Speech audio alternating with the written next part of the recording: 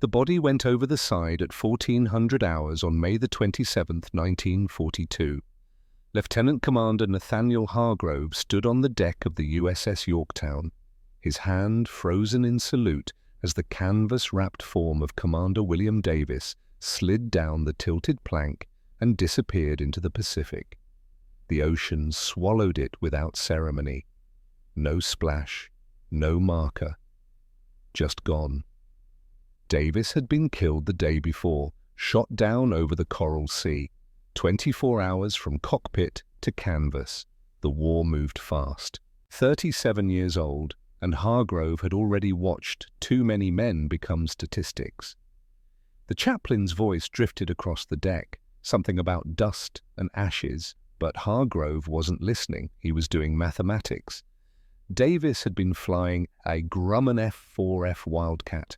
The Japanese pilot who killed him had been flying a Mitsubishi A6M0. Davis had tried to turn with the Zero. The geometry of that decision was simple. The Zero could turn inside the Wildcat's radius. Davis presented his broadside. The Zero's 20mm cannons did what physics demanded. Dead in 4 seconds. The funeral detail folded the flag. Hargrove's jaw tightened. Behind him, the rest of Fighting Squadron 3 stood at attention. Faces blank, eyes forward. They'd lost 7 pilots in the last 2 months. They were running out of flags. The captain's voice cut through the moment. Dismissed, men scattered, some to their bunks, some to the mess hall, some to the ready room to play cards and pretend they weren't thinking about canvas and ocean. Hargrove walked alone to the stern and stared at the wake. Commander Davis had taught him to fly. Davis had been the one who recommended Hargrove for test pilot school. Davis had been careful, methodical, smart. And yesterday, Davis had made the mistake of fighting the way the Naval Academy taught him to fight. One-on-one, pilot against pilot, the best man wins. Except the Japanese had the better machine. Hargrove pulled a cigarette from his pocket, but didn't light it, just rolled it between his fingers. The Navy's official doctrine was clear. Never dogfight a Zero. Dive away. Use your weight to build speed. Escape. Run. Survival through retreat. Hargrove's voice came out quiet, almost a whisper. There has to be another way. No one answered. There was only the sound of the ocean and the thrumming of the carrier's engines pushing 20,000 tons of steel through an endless war. That evening, the ready room smelled like coffee, cigarettes, and fear. Hargrove sat at the briefing table long after the other pilots had left. Spread in front of him were after-action reports from the past 6 months. Coral Sea, Philippines, Wake Island. The same story written in different blood. American fighters engage Japanese fighters. Americans dive away or die. He pulled out his notebook and started writing numbers. F-4F Wildcat, maximum speed 318 miles per hour, climb rate 2,000 feet per minute, turning radius at combat speed approximately 1,200 feet, weight with fuel and ammunition 7,900 pounds. A 6M0, maximum speed 331 miles per hour, climb rate 3,000 feet per minute, turning radius at combat speed approximately 800 feet, weight 5,300 pounds. The Zero was faster, it climbed better, it turned tighter. In a dogfight, physics didn't care about courage. Hargrove had been a mathematics minor at the Naval Academy. He understood force and mass and vectors. He understood that when you stripped away the propaganda and the speeches and the flags, aerial combat was just geometry moving at 300 miles per hour. And right now, the geometry said Americans should lose. He lit the cigarette finally and leaned back. The Wildcat wasn't going to get lighter. Grumman wasn't going to redesign the engine in the middle of a war. The Navy couldn't wish the Zero out of existence. So what could change? Not the machine, the mind. Hargrove stubbed out the cigarette and gathered the reports. He had duty at 0600. He needed sleep. But when he got to his quarters and lay on the narrow bunk, his eyes stayed open, staring at the ceiling. Davis's face kept appearing in the darkness. The funeral had been 12 hours ago. It felt like 12 years. It was past midnight when Hargrove gave up on sleep. He sat at the small fold-down desk in his quarters. The overhead light flickered. Somewhere down the passageway, someone was snoring loud enough to rattle the bulkheads. Hargrove ignored it all. He opened the desk drawer and pulled out a matchbook, the kind they gave away at the Officers' Club in San Diego. He dumped the matches onto the desktop. 23 of them. Thin, wooden, ordinary. He laid one match down horizontally. That was a Wildcat. He laid another match, pointing at it from above. That was a Zero diving in for the kill. Hargrove moved the Zero match down, angling it onto the Wildcat's tail. In his mind, he could see it. The Japanese pilot settling into position. The gun sight lined up. The trigger squeezed. Dead. He reset the matches. Tried again. What if the Wildcat turned left? Hargrove rotated the Wildcat match. The Zero match followed, turning tighter, cutting inside the circle. Dead. What if the Wildcat climbed? The Zero climbed faster. Dead. What if the Wildcat dove? The Zero followed down and chopped him apart in the dive. Dead. Hargrove tried 17 different scenarios, 17 different geometries. Every one of them ended the same way. The American match stopped moving. The Japanese match flew away to kill someone else. The problem was inescapable. One Wildcat could not beat 101. Hargrove stopped moving the matches. His hand hovered over the desk. 1. He'd been thinking about duels, about single combat, about the way fighter pilots were taught to think since the Red Baron was shooting down Sopwith Camels over France. But what if that was the wrong question? Hargrove picked up a second match, laid it next to the first Wildcat match. 2 Wildcats side by side, separated by about an inch. In real space, that would be 500 yards. The turning radius of a Wildcat at combat speed. The Zero match came in again, targeting the left Wildcat. Hargrove's fingers moved slowly now, carefully. The left Wildcat turned right. At the same instant, the right Wildcat turned left. The 2 American matches crossed paths, and the Zero match, following the left Wildcat into the turn, flew directly in front of the right Wildcat. Hargrove froze. His heart was hammering. He reset the matches, tried it again. Left Wildcat turns right, right Wildcat turns left.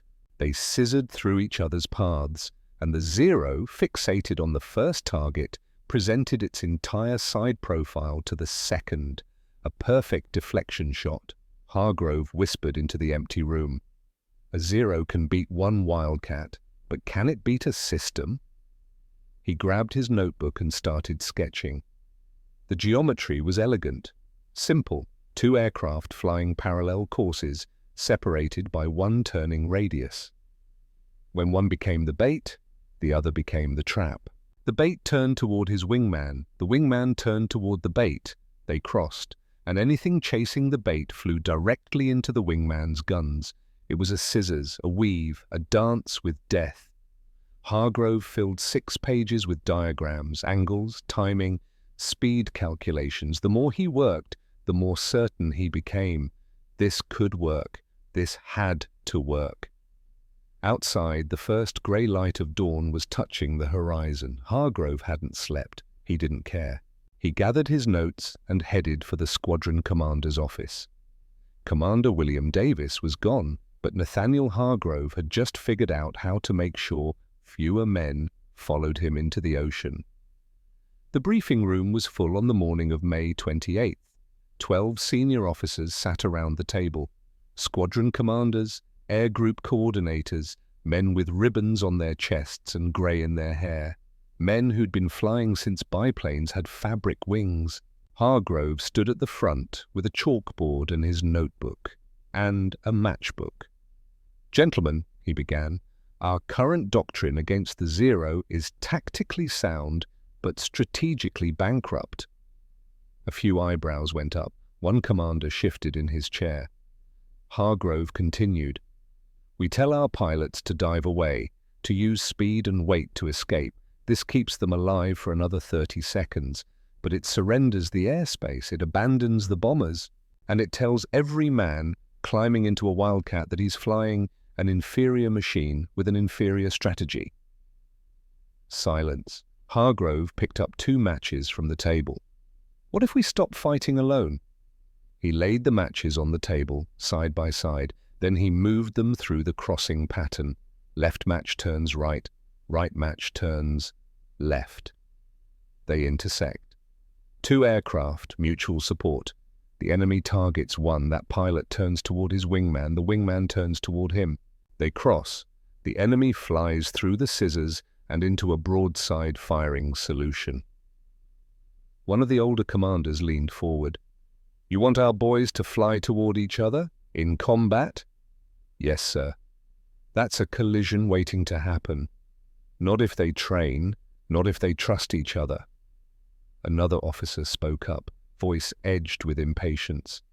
This is theory, Commander, classroom theory. In combat, with adrenaline and bullets and men screaming on the radio, this falls apart. Hargrove met his eyes. Sir, our current theory is already falling apart. We're losing pilots every day because we're asking them to fight a superior aircraft using inferior tactics. I am proposing we change the tactics. By flying into each other.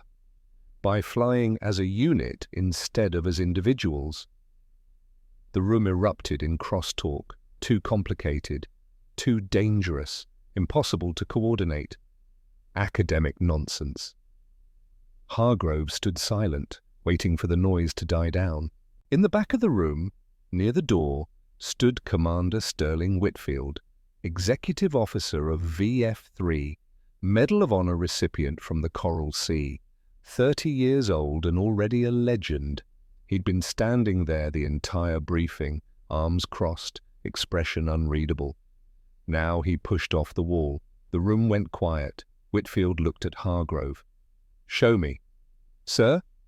Fly it, you and a wingman. I'll play the Zero. If it works, I'll tell the captain. If it doesn't, you drop it. Hargrove felt his pulse spike. Yes, sir. When? Whitfield checked his watch. 1400 hours, over the desert east of San Diego. Don't be late. He walked out. The other officers exchanged glances. The briefing was over. They filed out, murmuring to each other, shaking their heads. Hargrove gathered his notes. He had 4 hours to find a wingman crazy enough to try this. Ensign Everett Colton was 23 years old and still believed he was immortal.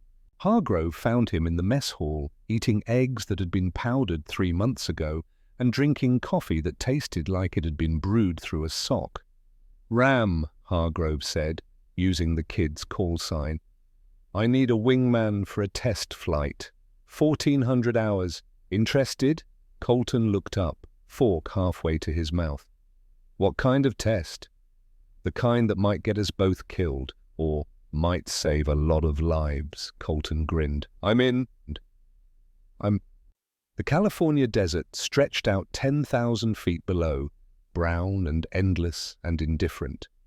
Hargrove's Wildcat droned through the sky, engine hammering steady. To his right, 500 yards out, Colton's Wildcat held formation. Behind them and above, Commander Whitfield circled like a hawk, waiting. Hargrove keyed his radio. Ram, remember the pattern. When I call the brake, you turn left. I turn right. We cross. Don't hesitate, don't second guess, just turn. Copy, Skipper. Hargrove switched channels. Commander Whitfield, we're ready. Whitfield's voice came back, calm and cold. Engaging now. Try not to die. Hargrove watched his rearview mirror. Whitfield's Wildcat nosed over and dove, building speed. He was simulating a Zero attack. High side run, energy advantage, textbook. The range closed fast. 1,000 yards, 800, 600. Hargrove's instinct screamed at him to brake now, to turn away, to run. He held course. 400 yards, Whitfield was lined up perfectly. In a real fight, Hargrove would already be dead. 300 yards, Hargrove's thumb hovered over the radio button. Ram! Brake left, now! Hargrove slammed the stick right and pulled. The Wildcat groaned and turned, G-forces shoving him down into the seat. His vision tunneled, blood drained from his head. To his left, Colton should be turning the opposite direction. Should be crossing through Hargrove's path. Should be. Hargrove rolled wings level and looked. Colton had turned, but the turn was too wide, too shallow. Instead of crossing tight, he'd swung out in a gentle arc, nowhere near the scissors point. And Whitfield, following Hargrove into the turn, had an easy firing solution. If his guns were loaded, Hargrove would be floating down on a parachute right now. Whitfield's voice crackled over the radio. "You're dead, Nate. RTB. Return to base." They landed in silence. Colton climbed out of his cockpit, face pale. He walked over to where Hargrove stood on the tarmac, staring at his own boots. "Skipper, You hesitated." "I know, I'm sorry. When I saw you turning toward me, my brain just froze. I thought we were going to collide." Hargrove looked up. Across the field, Whitfield was walking toward them. "Ram," Hargrove said quietly, "in combat, hesitation is death. If we're going to make this work, you have to trust me more than you fear dying." "Can you do that?" Colton swallowed hard. "I don't know, sir. Honestly." Whitfield arrived. He pulled off his leather helmet and ran a hand through sweat-soaked hair. "Interesting theory, Nate." His voice was neutral, not mocking, not encouraging, just factual. "But men aren't machines. In the heat of combat, with bullets flying and adrenaline spiking, your wingman flinched. That's human nature. You can't train that out." Hargrove met his eyes. "Yes, sir, I can." Whitfield studied him for a long moment. "How long?" "Give me 2 weeks." "You've got 5 days. Intelligence says the Japanese are moving on Midway. If it doesn't work by June 2nd, I'm recommending the captain shut this down before you kill someone." Whitfield walked away. Colton looked at Hargrove. 5 days? Skipper, I can't." "Yes, you can. We fly tomorrow, 0600, and every day after until your muscles remember what your brain wants to forget." Hargrove started walking toward the operations shack. Colton called after him. "What if I can't do it? What if I freeze again?" Hargrove stopped, turned. "Then Commander Davis died for nothing, and so will the next pilot, and the one after that. Is that acceptable to you, Ensign?" Colton's jaw tightened. "No, sir." "Then be in the cockpit at 0600. We're not practicing a maneuver, we're building a weapon, and weapons don't hesitate." For 5 days they flew, 6 hours a day, morning and afternoon sessions. Hargrove pushed Colton through the weave pattern until the kid's arms ached from fighting the stick and his neck was raw from constantly checking 6 o'clock. Day 1. Colton flinched every time. Too wide, too slow, too scared. Day 2. The turns tightened, still not perfect, but closer. Day 3. Colton stopped thinking and started reacting. When Hargrove called the brake, Colton's hands moved before his brain could interfere. Day 4. They flew the pattern 23 times. Colton didn't flinch once. Day 5, June 2nd. Commander Whitfield came back. They climbed to 10,000 feet, spread into beam defense formation, waited. Whitfield attacked like a man trying to kill them. Hargrove watched the mirror. Waited. Waited. Called the brake. The 2 Wildcats scissored through each other's flight path, close enough that Hargrove could see the rivets on Colton's fuselage. They crossed with less than 50 feet of separation. And Whitfield, following Hargrove through the turn, flew directly in front of Colton's nose. Perfect deflection shot. If Colton's guns had been loaded, Whitfield would have been shredded. They landed. Whitfield climbed out, walked straight to Hargrove and stuck out his hand. "It works." His voice was quiet, almost awed. "I attacked you 7 times. Every time I ended up staring down a gun barrel. I couldn't get a clean shot." Hargrove shook his hand. "Will you tell the captain?" Whitfield nodded slowly. "I'll do better than that. I'll tell him to authorize combat trials." He paused. "But Nate, understand something. In a real fight, it's not just you and Ram. It's 50 zeros. Bullets everywhere. Planes burning. Men dying. And you'll have maybe 3 seconds to make the call before someone kills you both." "I understand, sir." "Do you?" Whitfield's eyes were hard now. "Because if this fails in combat, you won't just die. You'll take your wingman with you, and that blood is on your hands." Hargrove held his gaze. "Then I'll make sure it doesn't fail." Whitfield studied him for another moment, then nodded. June 4th. "The Japanese fleet will be at Midway, every carrier they've got. If this is going to save lives, that's where you'll prove it." He walked away, leaving Hargrove and Colton standing in the California sun. Colton's voice was quiet. "Skipper, we're really going to do this, against real zeros." Hargrove looked at his wingman, 23 years old, still believed in miracles, still thought courage was enough. "Ram, listen to me. When we're up there, you're going to want to run. Every instinct in your body is going to scream at you to break formation and dive. You have to ignore that voice." "How?" Hargrove put a hand on the kid's shoulder. "Because your life is in my hands, and my life is in yours. We trust the geometry, we trust each other, or we die separately." Colton nodded slowly. "Trust the geometry, trust each other. That's all there is. Everything else is just physics and bullets." They walked back toward the ready room.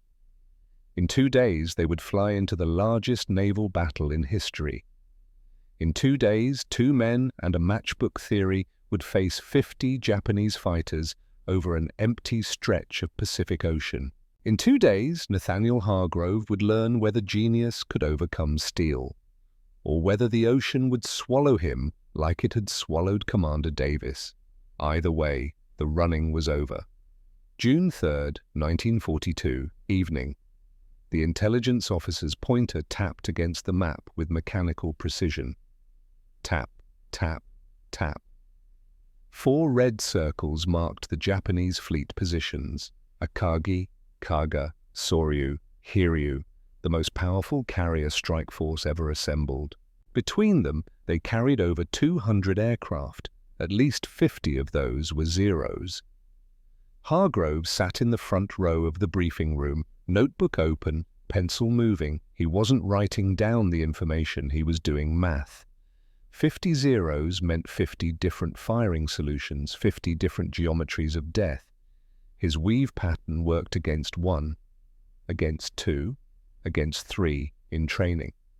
But 50, the intelligence officer droned on, expected contact at Midway Island.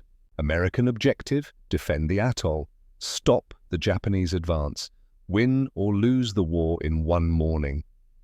Hargrove's pencil stopped moving. The room felt smaller suddenly. Around him, 30 pilots sat in metal folding chairs. Some took notes, some stared at the map with hollow eyes. Some weren't looking at anything at all. They were already seeing what tomorrow would bring. The briefing ended. Men filed out in silence. Hargrove stayed in his seat, staring at the map, at the 4 red circles, at the tiny blue square that represented the USS Yorktown, at the vast emptiness of ocean between them. Someone sat down next to him. Commander Whitfield. Neither man spoke for a moment. Then Whitfield said, "Tomorrow's the day." Yes, sir. You're assigned to escort the torpedo bombers. Devastators. 12 of them. You'll have 6 Wildcats. 6 against 50. Understood. Whitfield pulled out a cigarette but didn't light it, just held it. Nate, I want you to understand something. Those torpedo bombers are flying coffins. They have to come in low and slow to drop their fish. Straight line, level flight. Perfect targets. The Zeros are going to tear them apart. That's why we're escorting them, sir. 6 fighters can't protect 12 bombers from 50 Zeros. Hargrove finally looked at him. Then it's a good thing we're not flying alone anymore. Whitfield studied his face for a long moment, then nodded slowly. Stood up. Get some sleep, Commander. 0500 brief, 0830 launch. He walked out. Hargrove sat alone in the empty briefing room. The overhead lights hummed.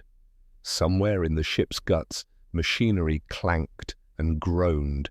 30,000 tons of steel surrounded him, but he'd never felt more exposed. He pulled out his notebook and began writing. Not battle plans, a manual.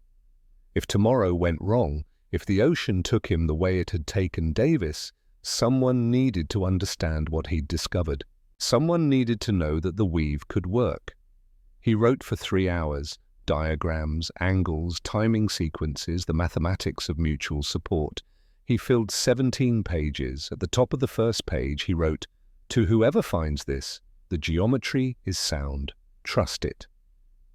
Then he sealed the notebook in a waterproof pouch and stowed it in his footlocker. At 0200 hours, he finally tried to sleep. His eyes never closed. The morning of June 4th came fast and wrong. Hargrove stood on the flight deck at 0830, watching his world fall apart in slow motion. The first Wildcat's engine coughed during run-up. Black smoke. The plane captain killed the ignition and waved it off. Mechanical failure. The second Wildcat made it to the catapult. The launch officer signaled. The cat fired. The plane shot forward, built speed, rotated, and the engine seized. The Wildcat nosed over and hit the water 200 yards off the bow. The pilot got out. Destroyers moved in for pickup. But the plane was gone. Hydraulic leak on the third bird, grounded. Now Hargrove was down to 3 Wildcats, his, Colton's, and Ensign Garrett Hayes, a quiet kid from Montana who'd never fired his guns in combat. 3 fighters to protect 12 torpedo bombers. The flight operations officer approached, face grim. "Commander, I'm scrubbing the mission. You don't have sufficient escort." Hargrove turned to face him and, "Sir, 3 aircraft executing mutual support provides equivalent protection to 9 aircraft fighting individually. The mathematics support proceeding." "The mathematics?" The officer's voice rose. "Nate, this isn't a classroom. You're going up against the entire Japanese carrier air patrol with 3 planes." "Yes, sir. And if we don't go, those 12 torpedo bomber crews die with no fighter cover at all. At least this way they have a chance." The officer stared at him. Behind them, the torpedo bombers were already being positioned on the catapults. 12 crews, 36 men, all of them knowing that their planes were slow and vulnerable and about to fly into a meat grinder. The officer's jaw worked. "This is on you, Hargrove. If those boys die, they die either way, sir. This way, maybe some of them live." Silence. Then the officer nodded sharply and walked away. Hargrove turned to where Colton and Hayes stood next to their aircraft. Both pilots looked young suddenly, too young. He walked over. "Gentlemen, we've trained for this. You know the pattern, you know the geometry. When I call the break, you execute. No hesitation, no second guessing. We stay together or we die separated. Clear?" "Clear, Skipper." That was Colton, voice steady. Hayes just nodded. His hands were shaking. Hargrove put a hand on the kid's shoulder. "Garrett, listen to me. In about an hour, you're going to be more scared than you've ever been in your life. That's normal. That's human. But you cannot let fear fly the airplane. The geometry doesn't care if you're scared. It only cares if you execute. Can you do that? Hayes swallowed. Yes, sir. Good. Because Ram and I are trusting you with our lives, and you're trusting us with yours. That's the deal. Hayes nodded again. Some color came back into his face. The launch officer's flag went up. Mount up! Mir Hargrove climbed into his cockpit, the familiar smell of oil and canvas and fear.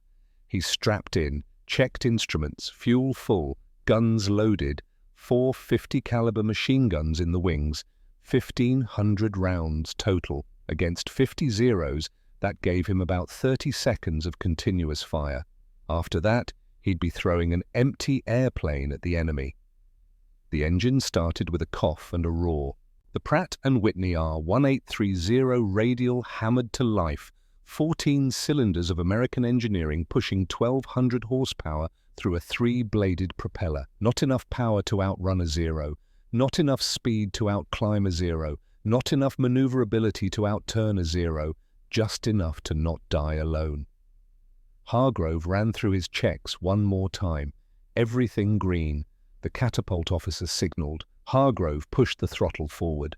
The Wildcat lurched, accelerated, shot down the deck. Wind blast, rising, wheels up, climbing. Behind him, Colton launched. Then Hayes. 3 Wildcats formed up in a wide V. Below them, the torpedo bombers lumbered into the air. Slow, heavy, loaded with a ton of explosive fish slung under each fuselage. Hargrove checked his watch. 900 hours. They turned west toward Midway, toward the Japanese fleet, toward 50 Zeros and 4 carriers and the largest naval battle in history, toward geometry or death.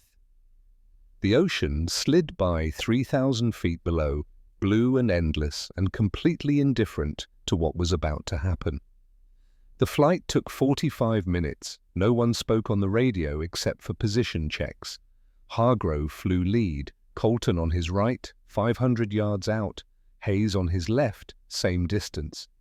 Behind them, the 12 torpedo bombers droned along in formation, flying low, hugging the wave tops. The pilots knew what was coming. Everyone knew. Hargrove scanned the horizon.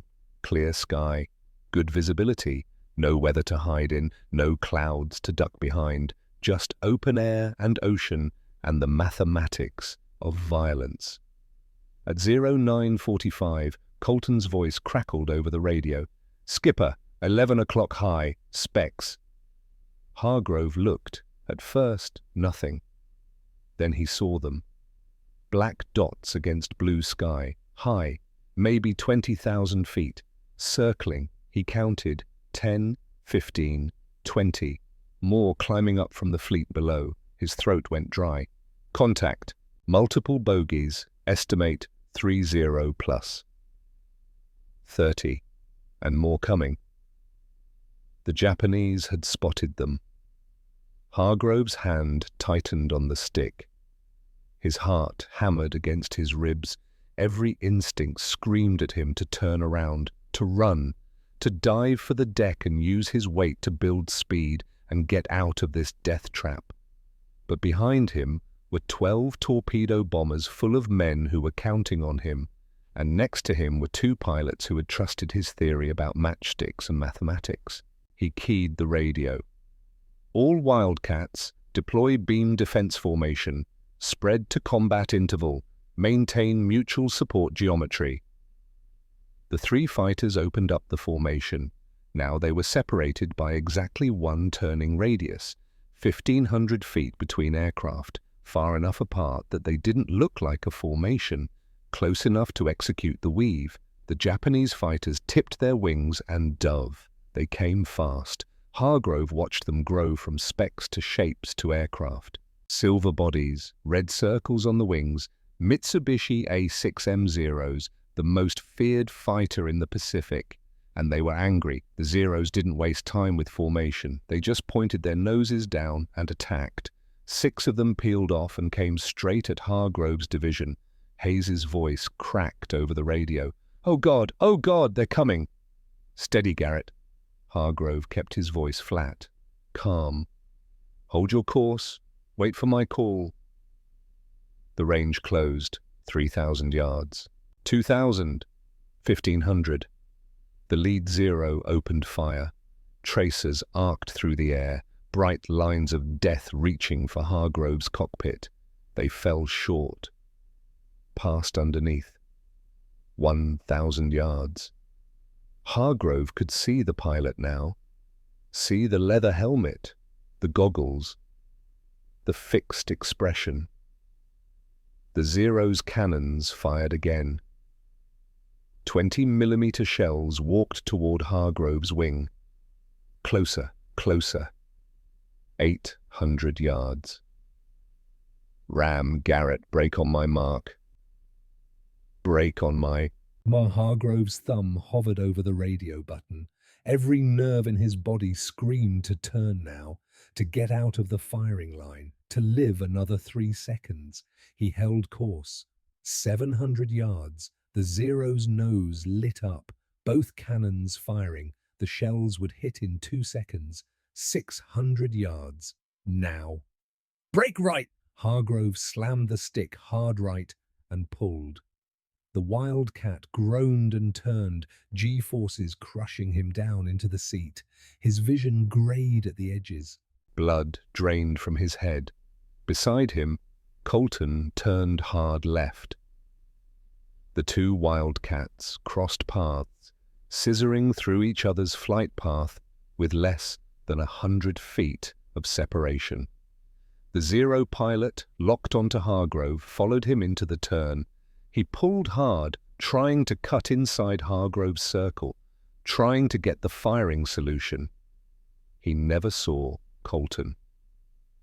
The second Wildcat swept across the sky behind the Zero. Colton didn't have to chase. The enemy flew directly in front of his nose. Colton squeezed the trigger.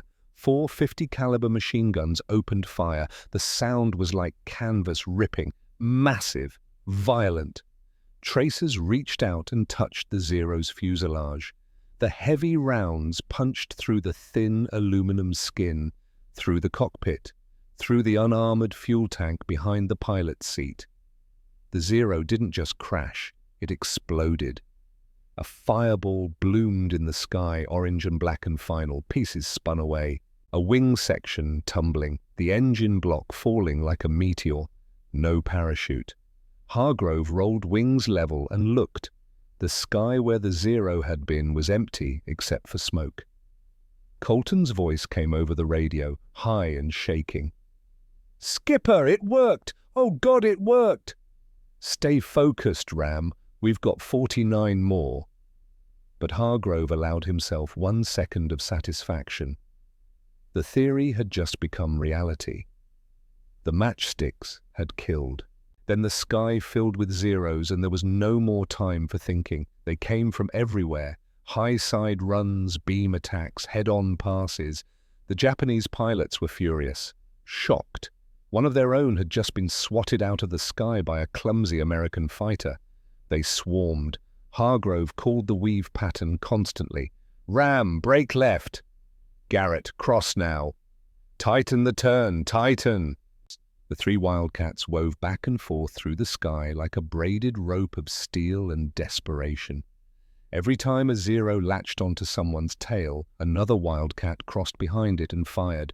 Zero number 2 tried to climb above haze, got caught by Hargrove in a deflection shot. Wing ripped off, spun into the ocean. Zero number 3 attacked Colton head-on. The Wildcat's armored engine block absorbed the cannon fire. Colton's guns didn't miss. The Zero's cockpit disintegrated. Zero number 4 and 5 tried to double-team Hargrove, came in from opposite sides trying to bracket him. He called a double weave. All 3 Wildcats turned together, creating a 3-dimensional scissors that caught both Zeros in crossfire. Both went down trailing smoke. 6 kills in 4 minutes, but the Wildcats were taking damage. Hargrove's right wing had a jagged hole the size of a dinner plate. Hydraulic fluid streamed behind him in a pink mist. His controls felt heavy, sluggish.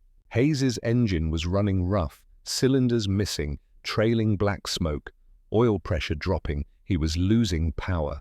Only Colton's plane was still relatively intact, and the Zeros kept coming. Hargrove's arms burned. His neck was raw from constantly checking 6 o'clock. His vision blurred from the endless G-forces of turning and turning and turning. He checked his ammunition counter. 400 rounds left, less than 10 seconds of fire. Below them, forgotten in the chaos, the 12 torpedo bombers had reached the Japanese fleet and were beginning their attack runs. Low, slow, straight, perfect targets. But the Zeros weren't shooting at them, because the Zeros were all fixated on 3 Wildcats that refused to die. Hargrove realized something in that moment. They weren't just defending the torpedo bombers, they were the bait, and the Japanese had swallowed it completely. Then he saw it. High above, almost invisible against the sun, shapes appeared. Dive bombers, American dive bombers, 30, 40, maybe more, and the sky above the Japanese carriers was completely empty. Every Zero was down at sea level, trying to kill Hargrove. The dive bombers rolled in, unopposed. Hargrove watched them fall like anvils from heaven, and then he watched the Japanese carriers begin to die. Massive geysers of water and flame erupted from the Akagi, from the Kaga, from the Soryu. The bombs hit the flight decks where aircraft were being fueled and armed. Secondary explosions ripped through the ships. Fire bloomed. Black smoke pillared into the sky. The Japanese fleet was burning, and it was burning because 50 Zeros had been dragged down to sea level by 3 Wildcats and a theory about geometry. A Zero flashed in front of Hargrove. He fired his last burst. The Zero staggered and fell away. His guns went silent, empty. His voice came out hoarse. All Wildcats disengage, fuel state critical, RTB, return to base, if they still had a base to return to. Hargrove rolled wings and dove for a cloud bank 3,000 feet below. Colton and Hayes followed. The Zeros tried to pursue, but they were breaking off too, racing back to defend their burning carriers. Too late. Way too late. The 3 Wildcats disappeared into white mist. Behind them, 4 Japanese carriers burned. Ahead of them, the long flight home. If they had enough fuel. If their damaged planes held together. If. Hargrove checked his gauges. Fuel, 15 minutes, maybe. Oil pressure, dropping. Hydraulics, gone. He was flying a wreck with wings, but he was flying, and that was more than 50 Japanese pilots could say. The cloud wrapped around him like cotton, cool, wet, anonymous. For the first time in 20 minutes, no one was trying to kill him. Hargrove let out a breath he didn't know he'd been holding. His hands were shaking so hard he could barely hold the stick. Colton's voice came over the radio, quiet now, awed. "Skipper, we just changed the war." Hargrove didn't answer. He just flew toward home and hoped the mathematics of fuel consumption were as reliable as the mathematics of the weave. The fuel gauge read 0 when they finally saw the fleet. The fuel gauge had been reading 0 for 8 minutes when shapes appeared on the horizon. Ships. American ships. Hargrove's throat tightened with relief he didn't know he could still feel. But the Yorktown was burning. He could see smoke from here. 15 miles out, flames licking up from the flight deck where Japanese bombs had found their mark. The carrier he'd launched from was dying. The radio crackled. "Damaged Wildcats, this is Enterprise Flight Ops.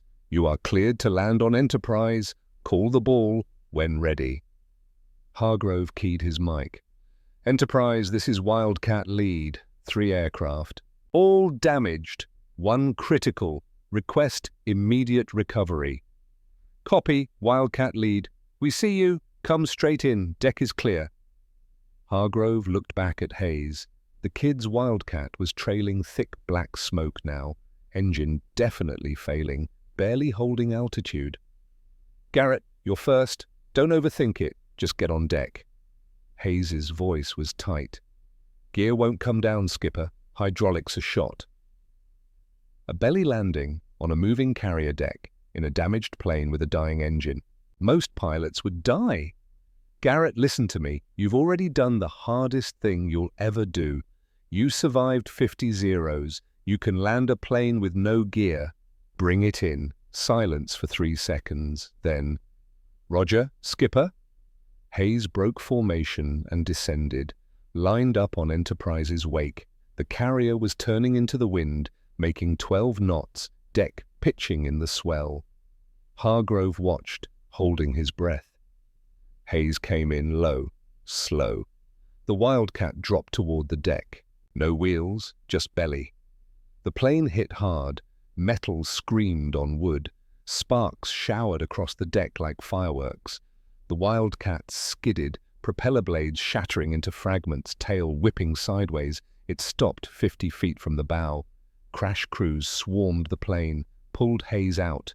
He was alive, walking. Hargrove saw him wave. Hargrove breathed. "Ram, you're next." Colton landed clean. His gear came down. His hook caught the number 2 wire. Textbook recovery. Now just Hargrove. He cycled the gear handle. One wheel dropped and locked. The other stayed up. Of course it did. He pushed the handle again. Harder. The mechanism groaned somewhere in the damaged wing. Something clunked. The second wheel dropped halfway. Hung there. Not quite locked. Good enough, it had to be. He lined up on the deck. The Enterprise looked impossibly small from here, a postage stamp on an infinite ocean, pitching, rolling. He cut power, dropped toward the steel. The landing signal officer waved him in with the paddles. Hargrove came over the stern. Too fast. The LSO gave him the cut signal. Hargrove chopped throttle completely. The Wildcat dropped like a stone, hit the deck hard enough to rattle his teeth. The half-locked gear crumpled. The plane lurched sideways. The tail hook caught the number 3 wire. The Wildcat jerked to a violent halt, one wing low, nose skewed at an angle, but stopped, on deck, alive. Hargrove sat in the cockpit and couldn't move. His hands were locked on the stick like rigor mortis. His legs trembled. The adrenaline crash hit him all at once, and he just sat there, engine ticking as it cooled, staring at nothing. The canopy opened. A deck crewman looked in, eyes wide. "Sir, you okay?" Hargrove tried to speak. Nothing came out. His throat was completely dry. He tried again. Yeah. He unbuckled with fingers that didn't quite work. Climbed out onto the wing on legs made of water. Stood there looking at his airplane. The fuselage was Swiss cheese. Bullet holes everywhere. 30, 40, maybe more. The right wing had a section missing the size of a trash can lid. The tail was shredded fabric and bent metal. Hydraulic fluid and oil covered everything in a grotesque rainbow. A mechanic walked up, circled the plane slowly, counting under his breath. 37 holes, sir, 37, and you flew it home." Hargrove didn't answer. He was looking at the horizon where 4 pillars of black smoke rose into the sky like funeral pyres. The Japanese carriers. Dead, because 3 Wildcats had refused to run. The debriefing room was chaos, pilots everywhere, some wounded, bandages wrapped around heads and arms, some in shock, staring at walls, some crying openly. The room smelled like sweat and fear and burned coffee. The walls were covered with names written in grease pencil. Next to most of them, someone had drawn a line through the name. Killed in action. The torpedo bomber squadron had been slaughtered. Of the 12 devastators that launched, only 3 returned. 9 aircraft, 27 men, gone in 20 minutes, but they'd gotten hits, torpedoes in the water, damage to the Japanese fleet, and the dive bombers had done the rest. An intelligence officer found Hargrove sitting in a corner with a cup of coffee he couldn't drink because his hands shook too much. "Commander Hargrove, I need your report." Hargrove set down the cup, tried to keep his voice steady. 3 Wildcats engaged approximately 50 zeros in defense of the torpedo bomber formation. We executed mutual support weave pattern throughout the engagement. Enemy losses, 6 confirmed destroyed. Friendly losses, 0. All aircraft recovered, all pilots alive. The officer stared at him. 6 confirmed, against 50? Yes. How? Hargrove looked up. His eyes were red-rimmed, exhausted. Geometry. Before the officer could respond, the hatch opened and an admiral walked in, 2 stars on his collar. Everyone in the room came to attention, exhausted men snapping upright. As you were. The admiral walked straight to Hargrove. Commander, come with me. They walked through the passageways in silence, down 3 decks, through damage control teams working to patch holes, past wounded men on stretchers, to the admiral's sea cabin. The admiral closed the door, pointed to a chair. Sit. Hargrove sat. The admiral spread reconnaissance photographs across the desk. Aerial shots of the Japanese fleet. All 4 carriers burning, listing, dying. Ships that had seemed invincible that morning were now floating funeral pyres. Do you know what you did today, Commander? Sir, we defended the... No! The admiral's voice was hard, final. You pinned the entire Japanese fighter screen at sea level for 20 minutes. Every zero they had was trying to kill you and your 2 wingmen, which means when our dive bombers arrived overhead, the sky was empty.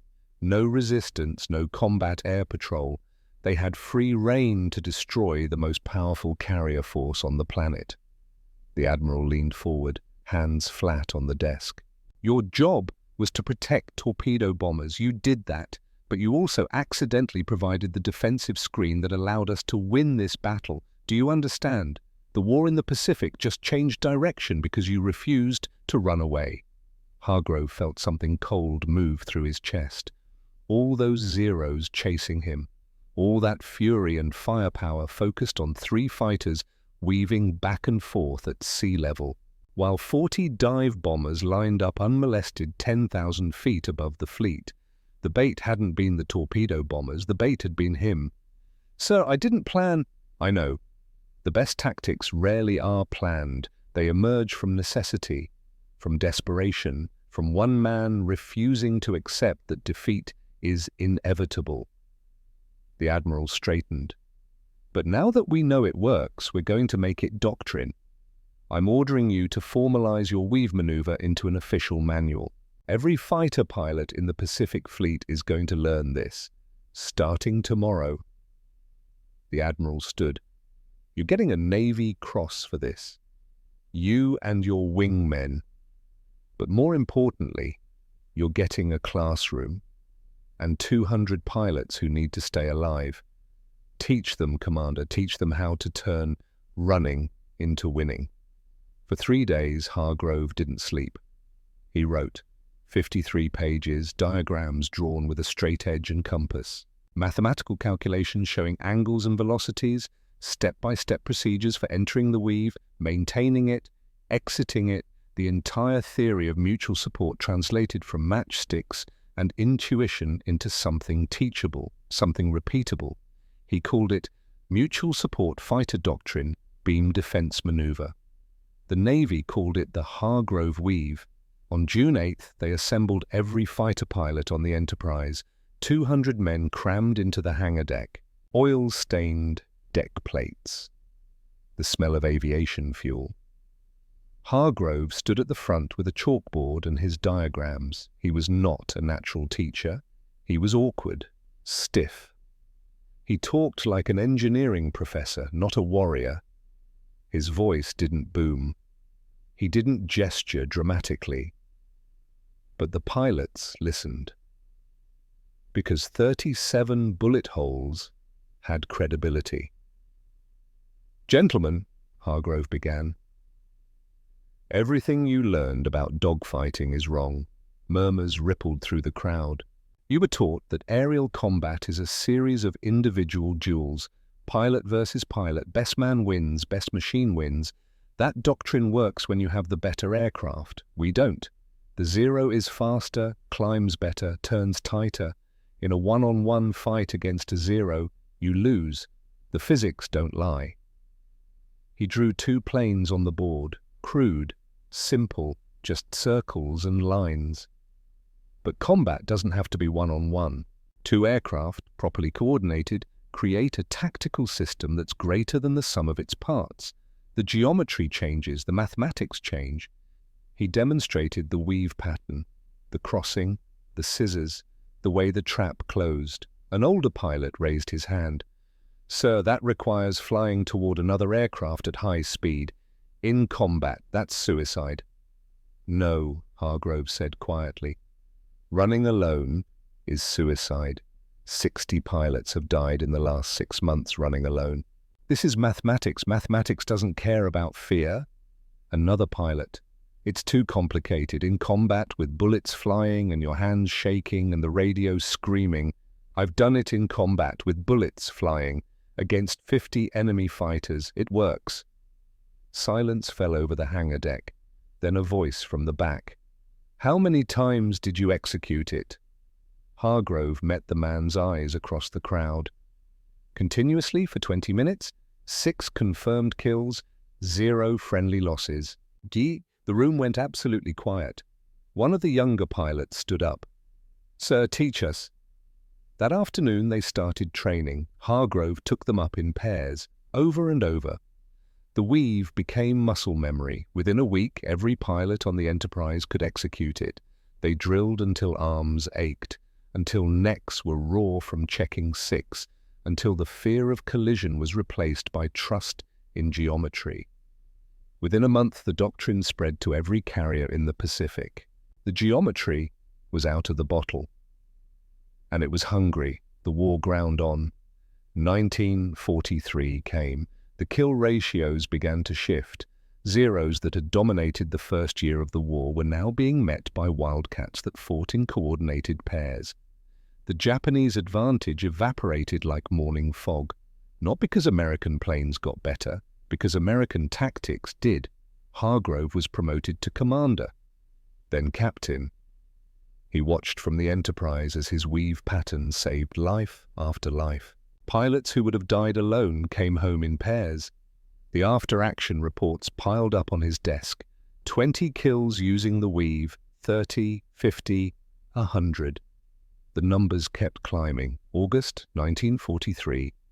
Somewhere over the Solomon Islands, Lieutenant Marcus Webb, no relation to Hargrove, was 22 years old and had been in combat for 3 weeks. He was flying an F-6F Hellcat now, the new fighter that was supposed to make everything easy. Bigger engine, more guns, faster than the Zero. But easy and alive were different things. 6 Zeros jumped his division over Rabaul. Webb's heart hammered. His instructor's voice echoed in his head. "Don't run! Weave!" Webb's wingman called out the contact, and without thinking, without hesitation, Webb's hands moved through the pattern Hargrove had drilled into every pilot in the fleet. Break left, cross, fire. 2 Zeros went down in the first weave, trailing smoke and fire. The other 4 broke off, confused, angry, outmaneuvered by tactics they'd never seen before. Webb landed back on the carrier 3 hours later, hands still shaking. He sat in his quarters that night and wrote a letter. Addressed it to Captain Nathaniel Hargrove, USS Enterprise. "Sir, I never met you, but your geometry saved my life today, and my wingman's, and probably 100 other pilots who learned what you taught. I was ready to die. Your weave gave me a reason to live. Thank you." Hargrove received 43 letters like that in 1943 alone. He kept every one in a wooden box under his bunk. He never responded. What could he say? That he'd just been trying to stay alive? That the theory was born from desperation and matchsticks, not genius? But he read them, every single one. And when he couldn't sleep, which was most nights, he'd take out the letters and remember that mathematics, cold and impersonal as it was, had names attached to it now. Names of men who went home to wives and children and futures. names that would have been crossed off a wall if not for geometry. In 1944, the Navy introduced the F-6F Hellcat, bigger, faster, more powerful than the Zero, heavily armored, 6.50 caliber machine guns. American pilots finally had the better plane, and they still used the Hargrove weave because they'd learned that 2 Hellcats working together were deadlier than 10 Hellcats fighting alone. The pattern transcended the machine. It was about minds, not metal. Late 1944 brought a new horror: kamikaze. Japanese pilots loaded their planes with explosives and dove directly into American ships. Suicide attacks, no evasion, no escape. Human missiles with human brains adjusting course in real time. Conventional defense failed. You could shoot down 8 kamikazes, and the 9th would get through and kill 300 sailors in a fireball of aviation fuel and exploding ordnance. The fleet was bleeding. Hargrove, now a captain, serving as operations officer for the Fast Carrier Task Force, was asked to solve the problem. He went back to first principles, back to the matchsticks, metaphorically. The problem wasn't the kamikaze itself. The problem was geography, time, distance. The kamikazes had to launch from airfields, had to fly 50 or 60 miles to reach the fleet. That was time, that was distance, that was an opportunity. Hargrove developed the layered fleet defense. Fighter patrols stationed directly over Japanese airfields, intercept them at launch, destroy them before they build speed, before they commit to the dive. Radar picket destroyers 50 miles out from the fleet, early warning, vectors to intercept kamikazes in the approach corridor, stacked combat air patrol at different altitudes around the carriers, a layered net, multiple chances to kill before the kamikaze reached the ships. It worked. Kamikaze effectiveness dropped by 60% over the next 6 months. The fleet stopped bleeding. And once again, Hargrove had proven that the answer wasn't better equipment or more guns. It was better thinking. Geometry applied to a new problem. The war ended in August 1945. Hargrove was 40 years old. He'd been fighting for 4 years. He'd watched hundreds of men die. He'd invented tactics that saved thousands more. He could have gone home to a quiet life. Instead, he stayed. The Navy sent him to the Naval War College in Newport, made him an instructor. He taught the next generation of fighter pilots the mathematics of survival, taught them that technology was temporary, but geometry was eternal. Korea came in 1950. Jet fighters now, F-86 Sabres fighting MiG-15s over the Yalu River. Completely different machines, 600 miles per hour instead of 300, swept wings instead of straight, jet engines instead of propellers, same sky, same physics. The pilots used Hargrove's weave. It worked at 600 miles per hour, just like it worked at 300. The geometry didn't care about the machine. Hargrove was promoted to Rear Admiral in 1963. He served as Commandant of the Naval Fighter Weapons School at Miramar, the program that would eventually become Top Gun. His students called him the Professor. He never gave interviews, never wrote a memoir, never sought credit or recognition. When reporters asked about Midway, he gave the same answer every time. I did math. Other men did the dying. In 1970, at age 65, he retired. 42 years of service, 2 wars, thousands of lives saved by a theory proven with matchsticks on a kitchen table. He moved to Annapolis, lived quietly in a small house near the Naval Academy, walked along the Severn River every morning. Sometimes he'd see midshipmen practicing formation flying overhead, and he'd stop and watch, squinting into the sun. The geometry was still there, still working, still saving lives. He never talked about the war unless asked directly, and even then his answers were short, factual, devoid of drama. He kept the box of letters under his bed until the day he died. Nathaniel Hargrove died on March 15, 1981, 76 years old, heart failure, quiet, peaceful. He was sitting in his chair, reading a book about orbital mechanics, when his heart simply stopped. The funeral was held at the Naval Academy Cemetery on a cold morning with wind coming off the Chesapeake Bay. Full military honors, 3-volley salute, taps played over the water by a young bugler whose hands shook. 400 people attended, admirals, captains, lieutenants, ensigns, pilots spanning 4 decades of service from World War II to the present day. Many had never met him personally, but every single one owed him their life. The Chief of Naval Operations gave the eulogy, voice carrying across the assembled crowd. Nathaniel Hargrove never fired a shot in anger after June 4, 1942. He didn't need to. He gave us something more valuable than bullets. He gave us a way to think, a way to fight, a way to survive when survival seemed impossible. In the darkest days of the war, when we were losing, when our equipment was inferior and our tactics were failing, one man refused to accept that defeat was inevitable. He asked a simple question: what if we stop fighting alone? The answer to that question saved thousands of American lives, changed the course of the war, and continues to this day to protect the men and women who defend this nation in the air. The casket was lowered into the earth. 21 guns fired, the reports echoing across the cemetery. The flag was folded with precision and presented to his widow, a woman who'd spent 40 years married to a man who dreamed in angles and vectors. On his gravestone they carved simple words: Rear Admiral Nathaniel Hargrove, USN 19, 05 to 1981, the geometry that saved thousands, Naval Fighter Weapons School, Fallon, Nevada, present day. The instructor is 32 years old. He flies FA-18 Super Hornets off carriers in the Persian Gulf, top of his class at Annapolis, combat veteran, 3 deployments, 200 carrier landings. He stands in front of 40 students in a classroom that smells like coffee and dry erase markers. The best fighter pilots in the Navy, hand-selected for advanced training. On the screen behind him, a yellowed manual. The pages are brown at the edges. The typewriter font is from another era, dated June 7th, 1942.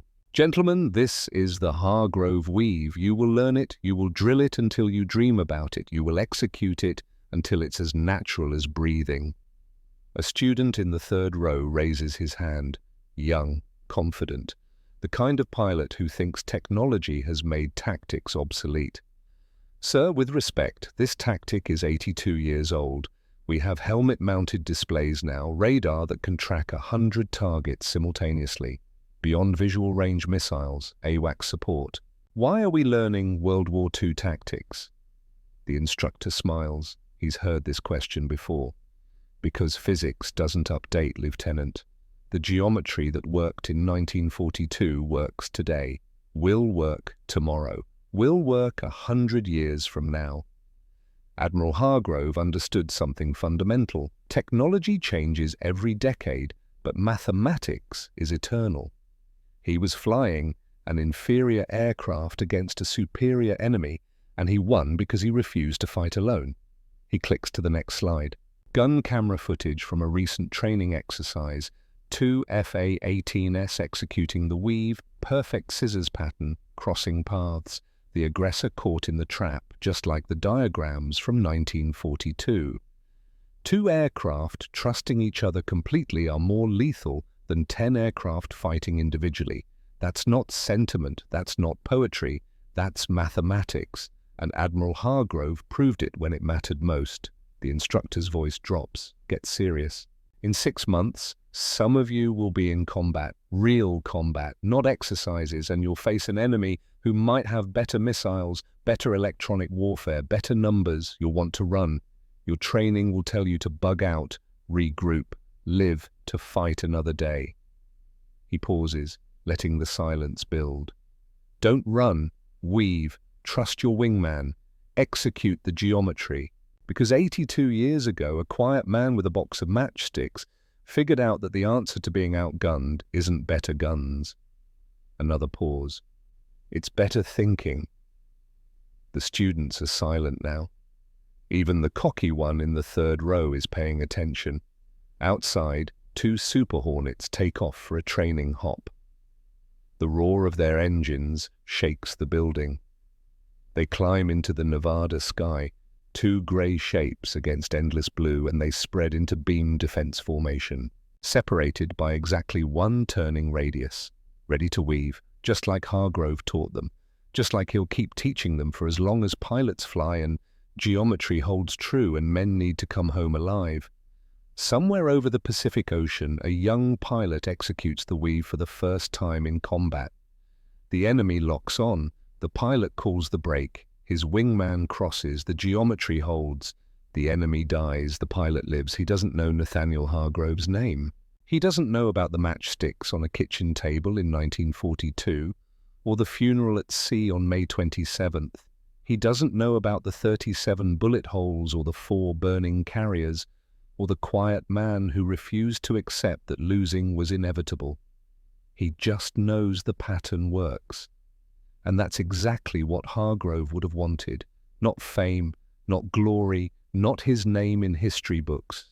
Just pilots coming home, just wingmen trusting each other, just geometry defeating chaos.